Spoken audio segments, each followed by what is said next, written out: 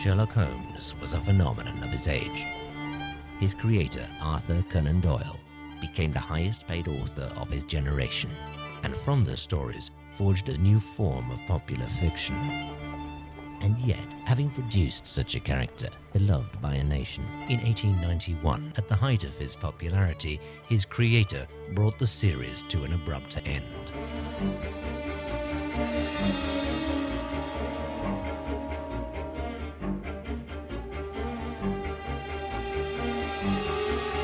Why get rid of Sherlock Holmes? The stories are actually reflecting his own life, much more perhaps than we realise, and he may have been a little worried that he was giving away rather too much. The character of Sherlock Holmes undoubtedly took over Conan Doyle's life, and it irritated Conan Doyle immensely. He decided he would do the ultimate to his character and, well, kill him off.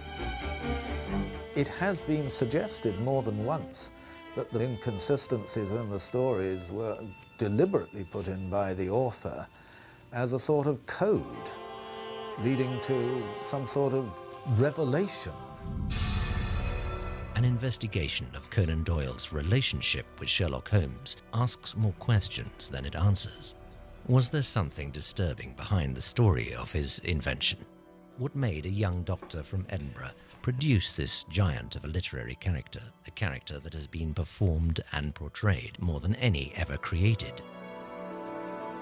This is a journey into the world of Conan Doyle, to discover the truth behind his love-hate relationship for the detective creation that would become his most valuable meal ticket. We'll investigate the untold story of the relationship between the man and his creation, and ask the question, what was it that made him determined to kill off the character who had dominated his life for so long in one dramatic episode? A personal contest between the two men. Any attempt to unveil to audience absolutely could possibly fail to bear in such a situation, and they really know lots of each other's arms. We're going to track down the people and the influences that lay behind the creation of what is without doubt literature's most enduring fictional character. And we're going to ask the question, why, having created such a successful and acclaimed detective, why does his creator, Sir Arthur Conan Doyle, become anxious to kill off his creation? Why would Conan Doyle want to rid himself of the character of Sherlock Holmes? Did he in fact give away more of himself than he meant to through the adventures of his famous character? What was he revealing about his own life? And does this fictional murder reveal a darker side to an untold story behind the legend? It's possible that the world's greatest detective is based on a cocktail of disturbing influences in the author's early life. Well, I'm absolutely convinced myself that, yes, indeed, Sherlock Holmes is based on a real character to a large extent. When you're doing your first novel, you generally want to base it on either yourself or somebody you know very well. He's also been described as not so much a character as a collection of characteristics, but it's those characteristics which bring him to life. Dr. Watson does write of him in convincing detail. Does this therefore mean that there's a lot of a real person in him? Well, actually, yes, it probably does. The sense of a real person in the Sherlock Holmes character is what leads many to this day to believe that he really existed. Well, I've just left Baker Street Station and I'm walking along one of the most famous streets in the world, Baker Street in London. And here on the left is one of the world's best known addresses, 221B Baker Street. This is the address Conan Doyle gave to his character, and where people, despite him being fictional, still come today caught up in the myth. Conan Doyle once said that he'd never been to London when he started writing the Sherlock Holmes stories. In fact, he had been to London when he was a boy of about 7 or 8. As a child, he visited family in London, and they went to visit, he records it in letters to his mother, they went to visit Madame Tussauds, which at that time was not in Marylebone Road, it was in Baker Street. If you go to his library, you will find a tourist map of London. And from that, I very much suspect he just picked a street at random and said, this is where my character will live. In truth, there never actually was a 221B Baker Street, albeit today, here on the west side of the street, there is a museum dedicated to Sherlock Holmes. But in all honesty, the address, the location, the rooms, even the bay window from which Holmes and Watson would look down on the daily traffic along Baker Street were a pure fiction created by Dr. Arthur Conan Doyle. The story of Conan Doyle's own life and his path to the creation of Holmes is in itself something of an enigma, and one which leads 400 miles north of London, where the stories are set, to Edinburgh, Scotland's capital city. The thing is, everyone thinks of Sherlock Holmes as being a London character. Obviously his adventures are written for the streets of London, but it's in fact these streets that we're walking in now, the streets of Edinburgh, that really did provide in many ways the original backcloth against which Conan Doyle wrote the adventures. These streets, the streets of the infamous murderers Burke and Hare, of Deacon Brodie, of Major Weir, characters who influenced Robert Louis Stevenson's creation of Dr. Jekyll and Mr. Hyde. So it's here in the streets of Edinburgh that Sherlock Holmes was born. Conan Doyle's early life was turbulent and unsettled, and bore little resemblance to the well-off, ordered world of his London gentleman detective. Conan Doyle was born here in Edinburgh, in Piccadilly Place, where we're now standing, on the 22nd of May, 1859.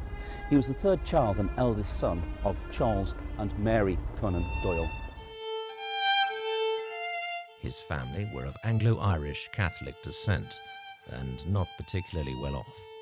His father, Charles Altamont Doyle, a talented artist, was a chronic alcoholic, suffering from depression and epilepsy.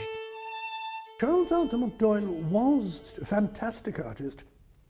Wonderful drawings like all sorts of fairies and spirits emanating from the spire of St. Giles Cathedral. He was epileptic, and alcohol had a very fast and very debilitating effect upon him, sometimes quite frightful. He would try to sell his clothes, he would sell anything at the house to get drink. The mother would find herself bringing home virtually an inert corpse who sometimes could become violent. You do find the theme of drunkenness constantly coming into the stories, sometimes drunkenness accompanying great brutality. One story in particular, which turns on an alcoholic husband who murders his wife and her lover, may have been all too closely reminiscent of the tragedy of Conan Doyle's own early life and that of his parents. Remember when he had to fit on to drive his wife and daughter out the door? In short, Mr. Holmes, you would go far before you found a more dangerous man than Peter Kent. He was known in the trade as Black Peter, and the name was given. The alcoholic husband turns up time and again in the Sherlock Holmes stories. It's possibly the most obvious effect of his own family life on the Sherlock Holmes stories. Charles Doyle ended his days in a sanatorium. Throughout his childhood, the family moved from address to address as their financial situation and Charles's condition deteriorated. Doyle's mother, Mary, was desperate to keep the young Arthur away from his father's destabilizing influence. In 1868, the 9-year-old Doyle was sent to a Jesuit boarding school in England. His family were devout Catholics.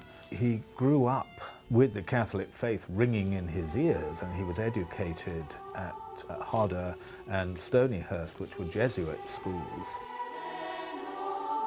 But another particular influence on him was his mother's tales of chivalry.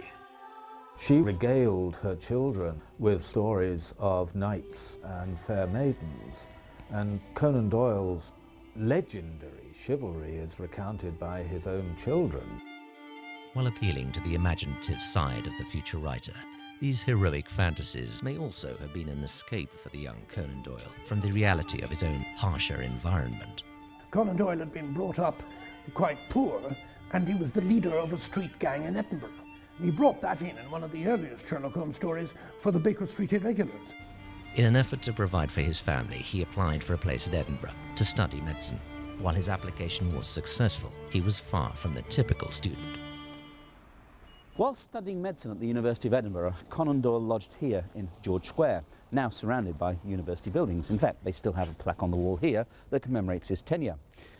He left here in 1880 to embark upon the greatest adventure of his young life, an adventure that he later recalled would turn him into a man.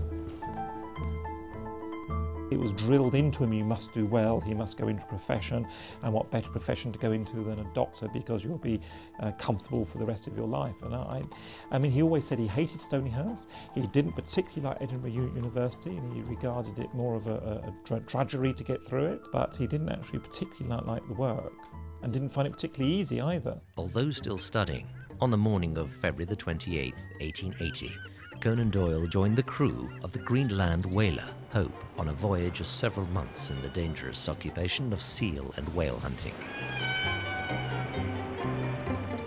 He returned to Edinburgh with a £50 share of the crew's profits. This period of his life was to have a profound effect on the young man. I went on board the whaler, a big straggling youth. I came off a powerful, well-grown man. He certainly didn't pass out of Edinburgh with flying colours. He was rejected for every single hospital appointment he went for, and was forced almost to go on whaling ships and so on to earn his money, because there was only a certain type of person who would go on a whaling ship to this austere, hard life that it was. With these very different life experiences under his belt, he returned to Edinburgh to resume his studies at the medical school. He could have no idea that his time here was to give him the inspiration for the creation of Holmes. It was commonplace for students to undertake extramural studies, which Conan Doyle did. In the course of those studies, he encountered the man who more than any other would become a true inspiration for the character of Sherlock Holmes. And that man was Dr. Joseph Bell. He first met Bell because he taught Conan Doyle clinical surgery at Edinburgh University. And he was a very popular surgeon there. He would have packed audiences of the students, and not only would he show them the surgery techniques, but he'd make various deductions and observations about the people he was dealing with. It was noted by many who knew Bell that the eminent lecturer's physical attributes were remarkably similar to those of the fictional Sherlock Holmes. Conan Doyle has recorded his memories of Bell, who was thin, high-nosed, eagle-faced, and had a jerky way of walking and a high, strident voice. Well, Holmes's voice isn't mentioned in descriptive terms very often, but when you go back to the stories, it is described as a high, strident voice, just like Joseph Bell's. Many of Sherlock Holmes's other characteristics seem to relate directly back to Bell, the character of the poet, sportsman, and birdwatcher. However, most significantly, in relation to Sherlock Holmes, there is also the fundamental feature of his famously brilliant diagnostic mind. Joe Bell was not just a medical diagnostician, which he was brilliant at. He was also a master of looking at a person and being able to tell their trade, their place of residence, their status in life. Sherlock Holmes is best known for his deductive reasoning, and that was something very much that came from Conan Doyle's medical training. Joseph Bell is known to have used that sort of argument. He would look at clues from just seeing the complaint and things about the patient. Bell could work out a lot about his background. Doyle probably first met Bell in 1878 at a clinical surgery outpatient class. students were present and the first patient was shown in. Before the patient could open his mouth, Bell said to the patient, "Ah, my man, I see you have been in the army." Aye, sir. Not long discharged. Non-commissioned officer, Highland Regiment, recently stationed in Barbados. And when asked, how on earth he could know all of these things, Bell says, "You see, gentlemen, the man was respectful, but did not remove his hat. They do not do that in the army, but he would have learnt civilian ways had he not long been discharged. He has an air of authority, and he is obviously Scottish. As to Barbados, his complaint is elephantitis, which is West Indian and not British." The students, of course, loved this performance. Well, that's what it was. This was him showing them how to be observant. Doyle remembered all that and noted it down and came to use it years and years later when he created Sherlock Holmes. Although elements of Bell are clearly in Holmes's behaviour, and Conan Doyle seems to have acknowledged this in a letter he wrote to his old professor, there is ample evidence that Holmes is also influenced by other people he encountered during his student life. But he actually embodied several people, especially in the very early stages. He drew on these several people to make Holmes, but after he'd drawn on them, Holmes began to move by himself. We're here in Dean Cemetery, some distance from the centre of Edinburgh and the university's medical faculty. And over by a boundary wall of the cemetery is the grave of Dr. Joseph Bell, to whom Conan Doyle said he owed Sherlock Holmes. Holmesian scholars would seem to be in agreement because, in all honesty, the only real similarity between Sherlock Holmes and Dr. Joseph Bell is Holmes's amazing ability for deduction. So the benign character of Bell may not have been the strongest influence in the creation of Sherlock Holmes. Looking further into Conan Doyle's life, more disturbing influences behind the character begin to emerge. Is there a darker side to this story? Well, in 1875, a man by the name of Dr. Brian Charles Waller had become the Doyle's lodger, and it seems to have been he that was influential in persuading Conan Doyle to study medicine. Indeed, Brian Charles Waller would become one of the early influences for the real Sherlock Holmes. Sherlock Holmes has a dark side to him. It's been suggested that this is influenced by a man whom Conan Doyle must have known fairly well, Brian Charles Waller. As the Doyles' financial situation worsened due to Charles Doyle's heavy drinking, the rent which Waller paid to the Doyle family no doubt saved them from the workhouse.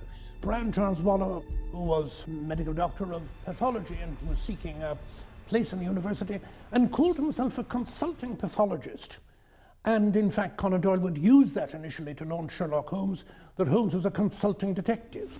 He was also a very bossy individual, extremely full of himself, quite sure that he knew the answers, very rapid in his decisions, and in certain ways so aware of how much he knew as to be positively dislikable. One of the important things that Brian Charles Waller put into the character of Sherlock Holmes was the aspects of him which are not likable. Watson begins by disliking Holmes quite a good deal and is conquered by discovering that Holmes actually isn't a charlatan, that there is a great deal in his work. Waller seems to have been quite a good doctor, a good research doctor, although as a commentator on other doctors he was vicious beyond belief. And in fact, Holmes's rudeness about everybody, from the creations of Edgar Allan Poe to the Scotland Yard inspectors, is very much taken from Waller. Whether or not Holmes was influenced by Waller, Conan Doyle's relationship with him appears to have been very complex and possibly disturbing for him. I'm not sure that Arthur Conan Doyle got on very well with Waller. He was a big influence on the family.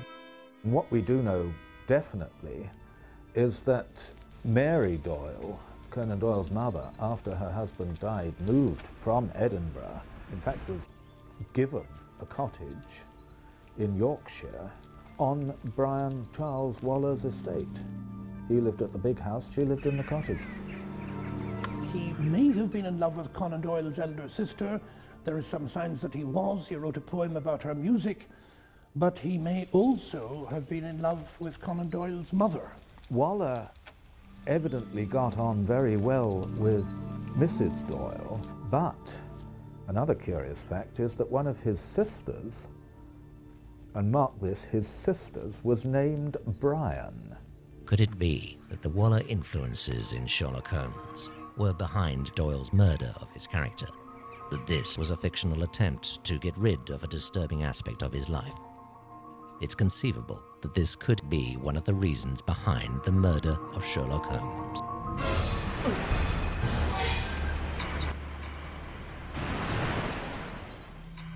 Accusations of adultery may have been made. Whether there was anything to it is, I think, very doubtful, but certainly Conan Doyle may have feared that there really was a physical relationship between his mother and Brian Charles Waller, and it certainly would account for his resenting Waller more and more.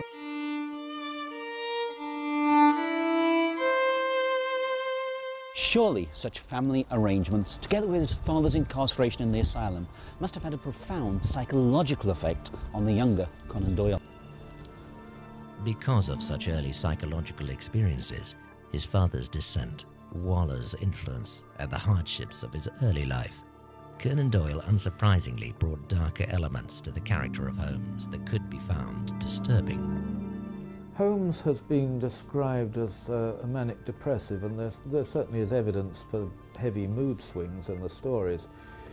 A lot has been made of the fact that he took cocaine and occasionally morphine. Watson reports that when Holmes was bored and his mind not challenged, he took cocaine in a 7% solution. This was not a heavy dose, but it was clearly enough to be habit-forming. Dr. Watson, on several occasions, warns Holmes against taking cocaine, but he continued to do it. Oh yeah, it's a very dangerous substance, and it is very quickly addictive to it. This unsettling aspect of the Holmes character has many questioning the author's motives for representing his hero as flawed and fallible, but the connections to his early life seem to emerge clearly. There, of course, it's a euphemism for Conan Doyle's father's drink, so for Holmes to be on cocaine, not altogether surprising. That Holmes had a serious addiction, all Watson's descriptions of Holmes' nervous activity makes clear. The restlessness, the ability to work for days without adequate sleep and even without rest at all, abrupt changes of mood and equally abrupt descents into a comatose state, all tend to suggest the extended use of a strong narcotic. In addition to the psychological influences on the shaping of the Sherlock Holmes character, there is also the society itself in which Holmes is set and the stories unfold. Conan Doyle could not have failed to be aware of the darker aspects of the time in which he lived. Victorian society in the late 19th century was faced apparently with success, and yet with a constant fear of things going wrong. The Sherlock Holmes stories are set between 1881 and 1903. During this time, the latter part of the Victorian period, the British Empire was at its zenith, and London was the centre of all things. However, despite the apparent stability of the empire, many felt that this was the final chapter of an era. There is a paradox about Sherlock Holmes. What is the extraordinary quality that makes this eccentric 19th century Victorian detective such a phenomenon? What was it about him that so gripped the Victorian public's imagination? There seems to have been something in these stories that met a need in society as it entered the exciting, different, yet frightening world of the 20th century. A century that threatened to pull apart the fabric of everything that was known and everything that had seemed certain. Readers of Sherlock Holmes' short stories were drawn by the reassurance of the all-knowing detective who would always make things right in the end. Even then, people were starting to get railways, the London Underground had started, the motor car was coming in later on into the new century. But the world of the Sherlock Holmes stories is gaslight and hansom cabs, trains, yes, steam trains, but people aren't looking at modern technology. And I think people were looking back to an earlier, safer age when they were on the brink of really quite a social revolution. The Holmes short stories took off and became celebrated in the 1890s, a time when London was mushrooming at tremendous speed, and very frighteningly for the average reader of a magazine, who would find within this magazine a series of stories about a man who could make sense out of an enormous, howling metropolitan wilderness, who worked on sound professional grounds, and professionalism was coming in more and more. Somebody who wasn't official, and the adventure, the omniscience, the professionalism, the science, all opening up an exciting new world while making sense of the frightening one that exists.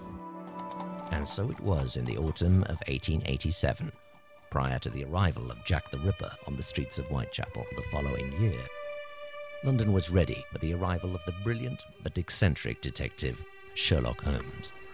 And certainly as far as villains were concerned, the readers would be familiar from the press of people like Jack the Ripper, and therefore had a belief in people with ultimate evil and the dreadful crimes that they could commit, and they would draw upon these experiences when reading the Sherlock Holmes stories, when Watson would write about people who was the worst man in London, or an evil person, and so on.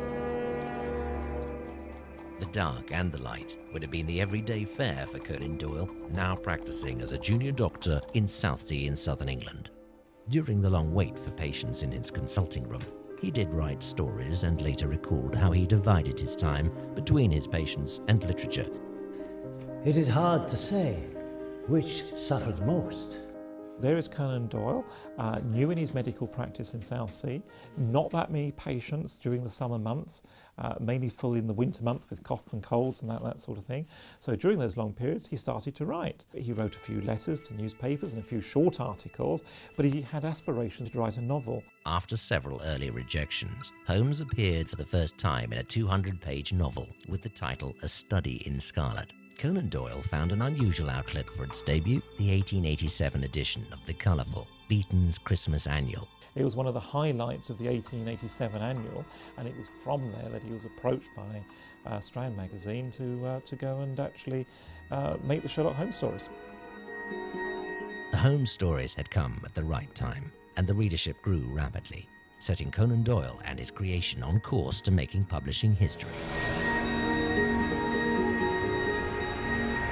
Well, I'm walking along Upper Wimpole Street off the Marylebone Road, and here on the left is number 2 Upper Wimpole Street. Because it was here that Conan Doyle set himself up as an eye specialist, but his patients were conspicuous by their absence. So as he sat there waiting for them to arrive, he began tinkering with the characters of Holmes and Watson. And this really is an important address as far as both Conan Doyle and Sherlock Holmes are concerned, because although perhaps not the birthplace of Sherlock Holmes, this is certainly the location where Sherlock Holmes began to mature. The Holmes short stories now took off, and very quickly the circulation climbed to 500,000, and then the real proof emerged when publisher after publisher had to have their family magazines. So that, in fact, an entirely new world was created by Sherlock Holmes in a whole series of ways. He didn't think much of any of the other murder mystery story tellers out there, and he was the first one who tried to construct it properly and tried to do the characterization and so on. And definitely it was the public feedback that just grew and grew and grew and made him so popular. By the time Conan Doyle was serialising Sherlock Holmes in the Strand, The Hound of the Baskervilles in 1901, and then later with The Valley of Fear, people were so hooked they made sure they didn't miss an episode. In that sense, really, Conan Doyle prefigures some of the modern soaps. Not only had Conan Doyle arguably created the soap opera, but he had also definitely created a new kind of fiction. The Sherlock Holmes stories were the beginning of detective stories as a genre, and they were, in their way, the beginning of what we see now mostly on television. The modern-day detective fiction novel and play or television series is mainly based on the formula put forward by Conan Doyle. Not just the fact that it's two characters, it's also the fact of the deductive reasoning and so on. Without that, you probably wouldn't have the very popular CSI series. It certainly wouldn't be unfair to say that Conan Doyle is the father, if not the godfather, of all modern detective fiction. The new innovation of the detective story was taking the literary world by storm, in a world filled with the likes of Edgar Allan Poe and Robert Louis Stevenson. They may have all used detective characters and the mystery story to bring their works to life, yet many are now forgotten. It was the original quality of Sherlock Holmes that would give birth to the coming revolution in literature based on mystery and detective work. Watson and Holmes were the first detective pair. And since then, virtually every other successful detective has been a pair. Poirot and Hastings, and it's often said, you know, they must be descendants of Holmes and Watson. Generally, the formula these days is to have a detective pair. One clever, one not so clever. However, Conan Doyle's likeable and believable characters are matched by equally unlikable characters. Careful studies of the darker manifestations of human nature. What was it in Victorian society, or indeed Conan Doyle, that created characters like Moriarty? Were they based on some perceived evil in society that the writer had identified? These are villains that are as full-blooded and lifelike as the hero himself. It's also very significant that the villains are normally middle-class or aristocratic figures. The ruffian with the blunderbuss is not the problem. It's figures who should be helping to make society, keep society safe, who are in fact exploiting and destroying it. Moriarty is something of a mythical figure. He's always there on the edge. But he's not evil, although Holmes, I think, describes him as evil. What really seems to have inspired Conan Doyle to depict thoroughly bad characters is actually domestic violence. The probable influence of his own father's alcoholism and any violence that might have given rise to within his own family.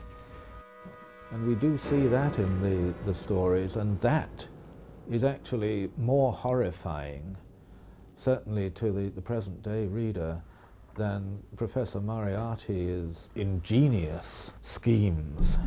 I do think there is certainly a better link there, because people in those times, they weren't so sophisticated, and there was great superstitiousness among the general public who wanted to believe in things like ghosts and spectral hounds and so on.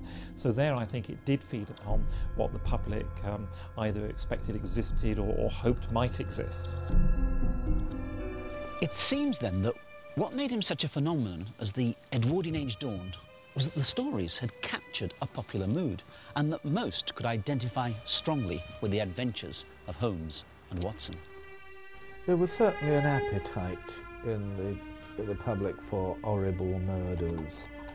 The horror, the apparently motiveless evil of the Jack the Ripper murders. Holmes was present not as an escapist figure, not telling escapist stories, but saying there are bad things happening, but they can be dealt with.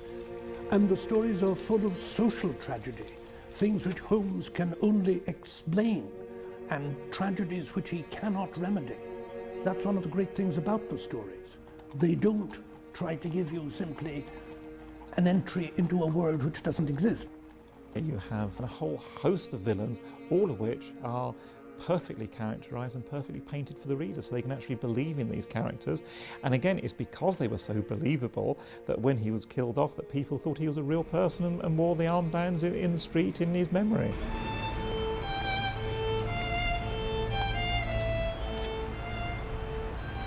It's not difficult to imagine the readership of the Strand magazine walking around their London, picking up their latest issue to read Holmes's latest adventures in a familiar setting that they knew and understood.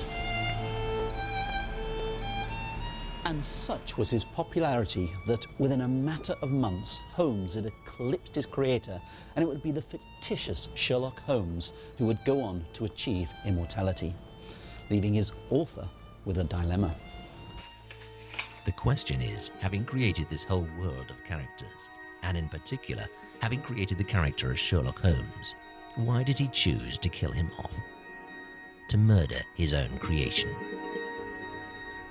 Doyle was enjoying the newfound fame and financial success, yet as a writer was frustrated that his life was being devoted to and overwhelmed by the all-powerful Holmes character. He wanted to write serious fiction. By late 1891, Conan Doyle was growing tired of his creation and the parallel existence of the Sherlock Holmes character with his own life, perhaps feeling that Holmes was overshadowing his more serious work. The character did take over Conan Doyle's life without a doubt. Conan Doyle certainly had higher aspirations for his writing. The character of Sherlock Holmes overtook the life of Conan Doyle. For some, Conan Doyle was perhaps not a writer in the grand tradition, and his Holmes creation had led him into the pulp fiction category. In this sense, it's not hard to understand how Holmes could have become bigger than he.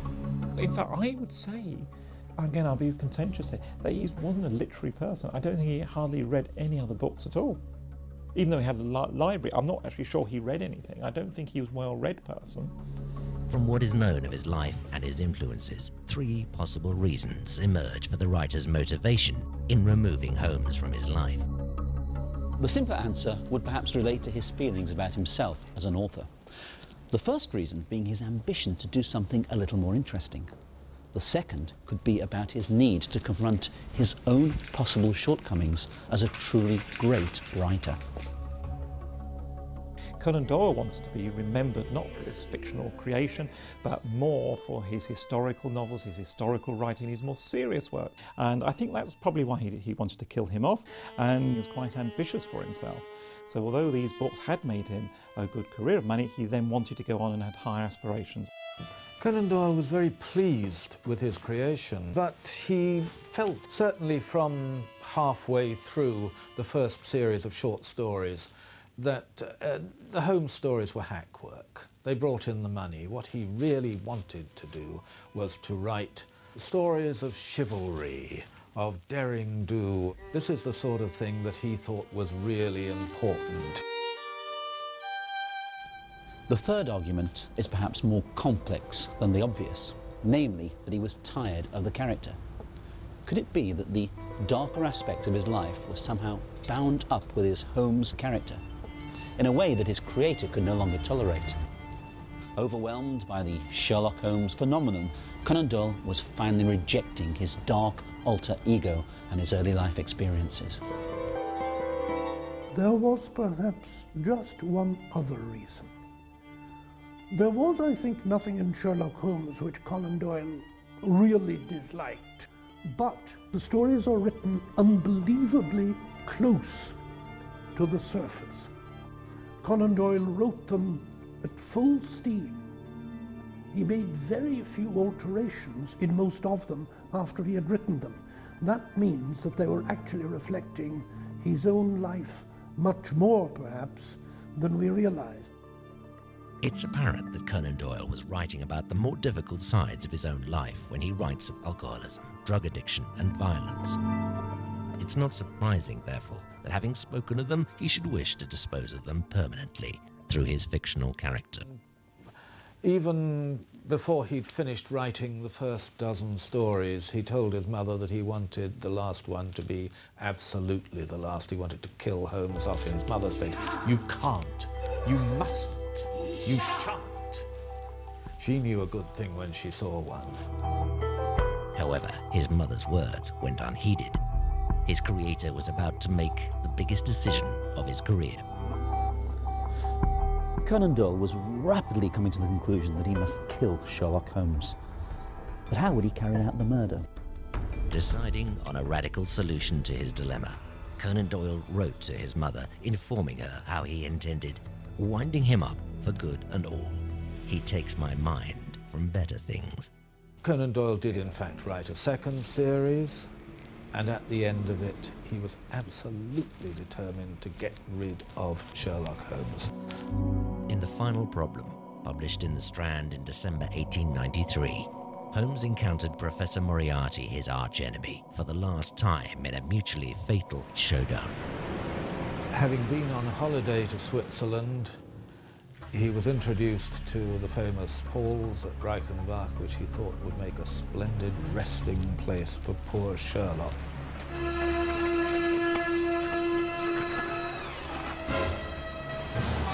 However, getting rid of Holmes was not to prove as easy as he had first planned. He said that he fully intended to leave him there, quote, even if I buried my banking account along with him.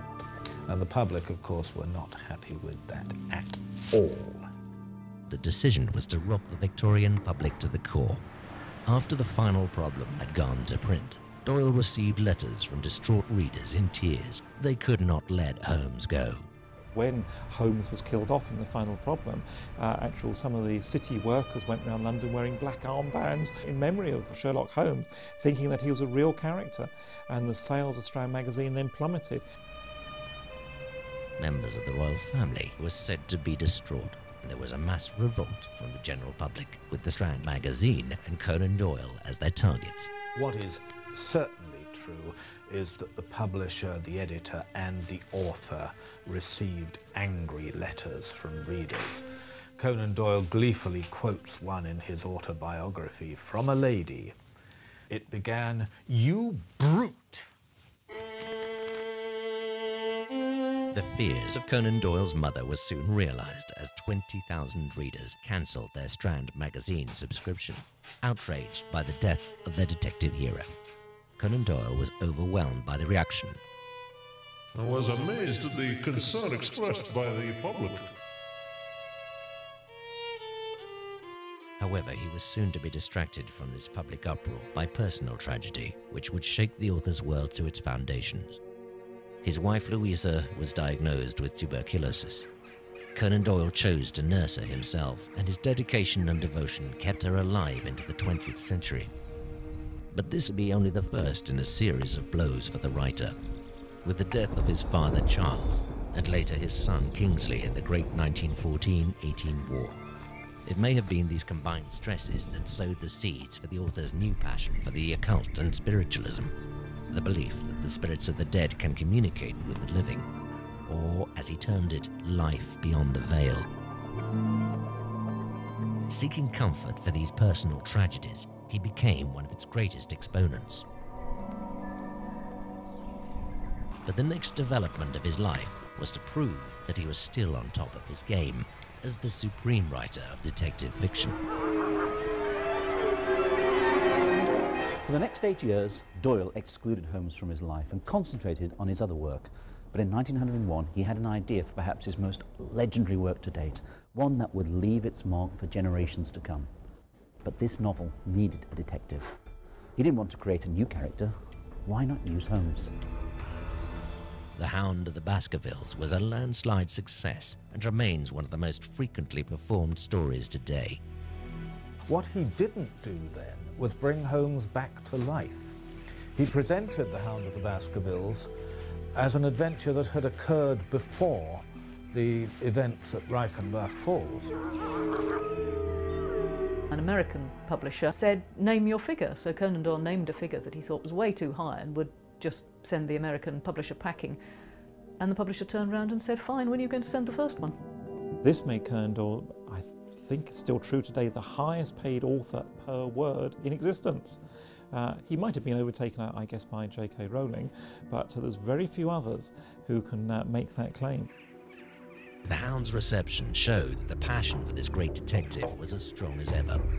Inevitably, the story was so popular, it was suggested that he might actually think about bringing Holmes back to life. And after all, as someone pointed out, he provided Holmes with a death that didn't require a body to be produced. Finally, Conan Doyle surrendered to the public demand for more Holmes stories. In 1903, he resurrected Holmes in The Empty House, with an explanation of how Holmes had not really plunged into the falls after all. Well, there's one or two opinions on the significance of the mystery years, or the Great Hiatus as it's known. But to explain the absence, Conan Doyle had Holmes going off by himself, meeting the Dalai Lama and doing various other things for crown heads of Europe and so on. And basically, we could say, going to find himself, having a sabbatical for a few years. But in reality, Holmes had never really gone away. Shortly before his re-emergence, an entrepreneurial American actor, William Gillette, expressed an interest in reviving the Holmes character by playing the part on stage. However, Gillette wanted to update the story, and with some apprehension he wrote to Conan Doyle, humbly putting forward some minor changes. William Gillette actually wrote to Conan Doyle and said, may I marry Sherlock Holmes off? Conan Doyle was so disinterested by this time, he said, you may do with him whatever you want to. And he did. This reaction to Gillette seems to suggest the continuing, complex relationship which Conan Doyle had with the character he had created. When the actor arrived in England and met with Doyle to read the almost completely revised play to him, Conan Doyle gave him his full attention, and as the meeting drew to a close, spent a moment in thought. His announcement is as revealing as it is contradictory. It's good to see the old chap again. I think Conan Doyle's relationship with his character, certainly towards the end of his life, was more a Jekyll and Hyde relationship. On the one side, he probably quite loved the character because it gave him power, it made him well known, it gave him money, of course. But on the other side, it detracted from what he really wanted to do, which was the spiritualism and his historical writings and so on. So it was very much a double-edged sword for him, and a love-hate relationship. But this was 1914. Conan Doyle could not have known that the fictional world he had created was soon to be eclipsed by tragedy, and the old order that the writer had known was to be lost in the trenches of northern France. With the outbreak of World War, Conan Doyle's personal life was to be tragically changed. It was to the spiritualist movement that Conan Doyle would turn again. Conan Doyle's interest in spiritualism didn't really flourish, I suppose, until after the Great War, when both his son Kingsley and his brother Innes were killed. Particularly he became a spiritualist because after World War I, he was so much aware of the people who had died because of it, including his son and his brother. He did a lot of travelling for spiritualism. He went to Australia, to America, giving lectures. He could write a story, get a good income from it, and then plough it back into what he really believed was his main purpose in life, to extend the message of spiritualism. Conan Doyle's legacy was to extend far beyond that which he could have imagined in creating the Holmes character. Through just a series of short adventure stories, he had given birth to a new popular culture, brought one of the most enduring heroes to a new generation of readers, and brought the science of deduction into the 20th century. Had this resolved his demons? Could Holmes now be left to fade away into obscurity? When he said that Holmes had retired to Sussex to keep bees, Conan Doyle himself received letters addressed to Sherlock Holmes, care of Arthur Conan Doyle. Conan Doyle continued writing Sherlock Holmes stories from time to time, almost till the end of his life. It was a mood of resigned acceptance. He would write a story and accept whatever figure slightly deranged publishers were willing to give him for it. Having murdered Holmes in The Final Problem, then resurrecting him and restoring him to public adoration, he decided simply to let his hero retire gracefully from London, mirroring the author's own life at this time. For the world's greatest detective, long walks on the Sussex Downs and beekeeping would become the activities of Holmes's later years. And by 1927, Conan Doyle had decided that it was time for his creation to take his last bow. As he penned the last lines of The Adventure of Shoscombe Old Place, it was clear that he had finally wearied of the great Holmes adventure. He broke it off, leaving the public wanting much more. He wasn't going to become a soap manufacturer. He wanted to go into new ways of writing, and did. When the final stories were published in book form as The Case Book of Sherlock Holmes, Conan Doyle added his own farewell to his creation. I fear that Mr. Sherlock Holmes may have become like one of those popular tenors who, having outlived their time, are still tempted to make repeated farewell bows to their indulgent audiences. This must cease, and he must go the way of all flesh, material or imaginary. He died on July the 7th, 1930. A New York newspaper devoted its front page to him and treated its readers to the unintentionally humorous headline, Conan Doyle dies of Sherlock Holmes fame. But it was the Daily Herald that delivered the most memorable announcement, confirming for many the extraordinary relationship that had now been established between author and creation. Sir Arthur Conan Doyle is dead. Long live Sherlock Holmes.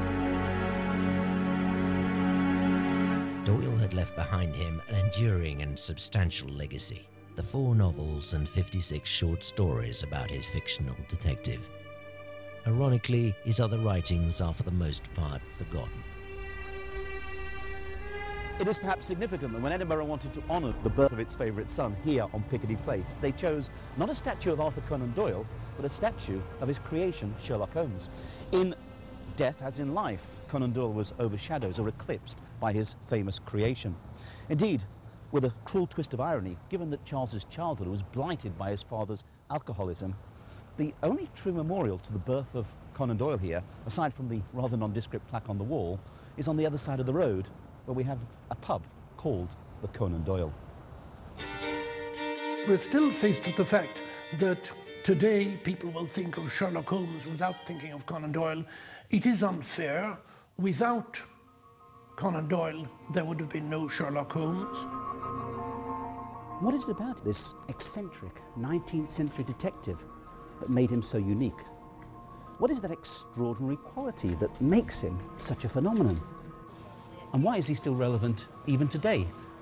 What is it about him that still has the ability to hold our attention and pull in 21st century audiences with blockbuster movies and TV programs all over the world? It's curious, I suppose, that a character who was created more than 120 years ago should still be popular and still considered relevant. He's something of a bohemian, which appeals to the rebel in all of us. For the Victorian audience, Sherlock Holmes was seen in advance of his time, ahead of his time, in his deductions and his mannerisms and so on. For an audience in the 21st century, it's very much the reverse. He's seen as a link back in time to another, perhaps better time, as people would perceive it, but where his values and where his instincts and where his deductions are equally valid now as they were then. Despite the passions that Sherlock Holmes raised over his fictional lifetime, in the years that have followed, and as interest in the stories have grown, a growing number have made claims that there was a real Holmes. The man, of course, is fictional. This at least seems certain, although there is a world that wills him to exist. We're attracted, I think, to something that's safely dangerous. Safely because it's back in the past. Safely also because we know that Sherlock Holmes is there and he'll get us out of it. Whilst mystery and intrigue still surrounds the legend of Sherlock Holmes, there is something in these stories that makes the reader try to dig beneath the surface, to discover for themselves something larger than the stories. Perhaps the reason is simple. Doyle, or Watson, was a marvellous storyteller. The original Holmes adventures are still bestsellers and have been translated into more than 50 languages. The legend has evolved and taken on a life of its own, at the same time ensuring an unusual afterlife for both Holmes and his creator. Tourists still make their pilgrimage to Baker Street, searching for the actual home of the great detective. But why do they still come and pay homage to Holmes? And, by default, Conan Doyle. There is the fact that for modern audiences and modern readers and scholars, they will use it as a window looking back in time at the almost perfect characterisation of the Victorian period, the types of characters, places, and how things actually worked in Victorian society. Modern life over the last century or so has lost a lot of the certainties that we had before. Now you don't know what's going to happen in the next year, 5 years, and you don't really know who you can trust either. And moving back to look for Sherlock Holmes, who is going to solve the problem and save the world, is quite a comforting thing to do. There is clearly something of Conan Doyle about Sherlock Holmes. Maybe it's just his humanity, the combination of the light and the dark together, something perhaps central to the makeup of every human. There is a little bit of Sherlock Holmes in us all, and there's also a little bit of us that would like to be transported back to this Victorian era of the fog-filled streets and so on, when everything was exciting. We had a British Empire was in its full stream, in this little veneer, as it were, of Victorian respectability that they would like to inhabit. But would Conan Doyle have been gratified by the immortality of his character in the face of his attempts to dispose of him? I wouldn't know the answer to that, but there is something endearing about Holmes, I suppose, and Watson too. They're a couple of good friends who solve problems, and it seems that it's a formula that Doyle struck on, and it worked. But the main relevance, really, is in the character of Sherlock Holmes. As I've said, the bohemian, the man we would perhaps all like to be. Whether he was aiming for such a close relationship is debatable. However, some do see Sherlock Holmes as Conan Doyle's voice on humanity, whether the author liked it or not. Sherlock Holmes continues to live, I think most of all, because when you get right down to it, human beings know that what differentiates them from animals are their mind, and Sherlock Holmes is the celebration of mind. It is turning mind into a fascinating, believable, likeable, admirable figure. So long as we are going to be able to maintain ourselves as human beings, Sherlock Holmes seems justifiably likely to endure. When we respond to Sherlock Holmes, perhaps the truth is that we are responding to Conan Doyle. Conan Doyle may have been the man who murdered Sherlock Holmes, but both character and author live on in the minds of those who continue to read his works.